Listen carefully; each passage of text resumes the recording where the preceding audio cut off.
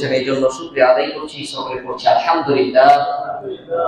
তারপরে পরে তার হাবিব সর্বকালের সর্বযুগের সর্বশ্রেষ্ঠ মহামানব, বিশ্বের মানবতার শান্তির দূত, বিশ্বের বিশ্বস্ত বন্ধু বিশ্বনবী হযরত মুহাম্মদ রাসূলুল্লাহ, আমরা সকলে করছি সাল্লাল্লাহু আলাইহি ওয়াসাল্লাম। সম্মানিত উপস্থিতি, আমরা যারা বাইরে বসে আছি আমি তাদেরকে অনুরোধ করব জানলাটা লাগিয়ে দিন, তো এই আওয়াজ ধরেন আসছে অনেক, কথা ডিস্টার্ব হবে। যারা বাইরে বসে আছেন আমি সেই সমস্ত ভাইদেরকে অনুরোধ করছি আপনারা ভিতরে এসে বসুন, ভালো লাগবে। আমার আজকের আলোচনার বিষয় হচ্ছে অপচয়কারী বা অপচয় যে করে তার ব্যাপারে ইসলাম কি বলে।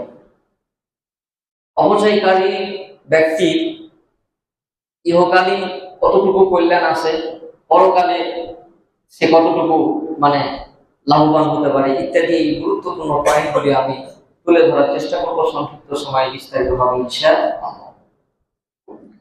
সম্মানিত উপস্থিতি, দেখেন অপচয় মানেই কিন্তু ক্ষতি, ঠিক না? অপচয় মানেই কিন্তু ক্ষতি। আর ক্ষতি হবে আপনার আমার ক্ষতি হবে এমন কোন জিনিস ইসলাম কখনো সাপোর্ট করে না। সকলে করে আলহামদুলিল্লাহ।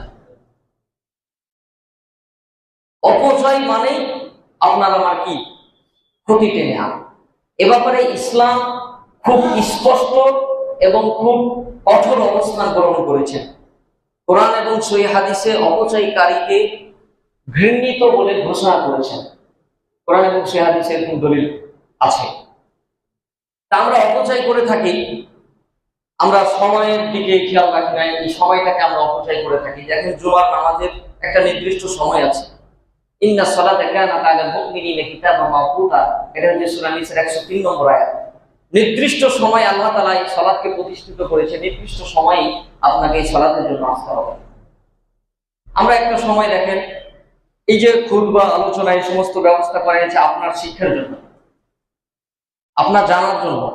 এত বড় একটা সুন্নাত আমরা অবহেলা করি, আমরা বাইরেই কিন্তু কোনো কাজ ছিল না, অনেকেরই হয়তো ছিল, আবার অনেকেরই কিন্তু কাজ ছিল না, আমরা অযথা সময় কি করলাম, নষ্ট করলাম। এটাই হচ্ছে অপচয়। আমরা এইরকম ভাবে সময় নষ্ট করি, এইরকম ভাবে আমরা আমাদের কাজের অবহেলা করি, সময় নষ্ট করি, আমরা আর্থিকভাবে টাকা পয়সা সম্পদ আমরা অপচয় করি, বিভিন্ন ভাবে কিন্তু আমরা এই অপচয়গুলি করে থাকি। আর এই অপচয় আপনার আমার কখনো উপকার আনতে পারে না,